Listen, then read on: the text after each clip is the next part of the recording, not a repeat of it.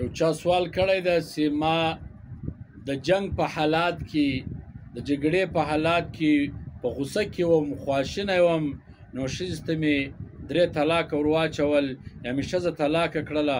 آیا د غوسې په حالات کې د طلاق واقع کېږي که نه واقع کېږي؟ نو ای زما عزتمنده وروره، طلاق چې انسان خپلې ښځې ته ورواچي یا په غوسې په حالات کې یا د خفګان په حالات کې یا د بل یو داسې نارضګي راسي، نو ښځې ته طلاق ورواچي. دا یو داسې انسان لیدلی ده چې دی خوشحاله اتڼ وي، ډولونه کې اتڼ وي او خوشحاله وي، په خندا خندا را روان او خپلې ښځې ته وایي چې ته پر ما طلاقه یې.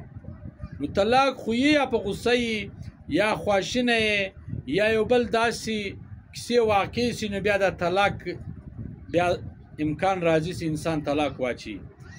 نو تاسې سوال کړی چې د غوسې په حالات کې طلاق واقع کېږي که نه؟ بلکل واقع کېږي.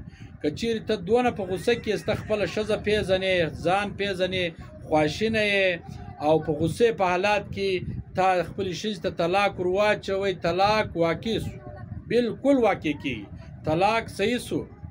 نو هېڅوک هم په خوشحالي کې په خندا په اتڼ باندې ښځې ته طلاق نه ور اچوي.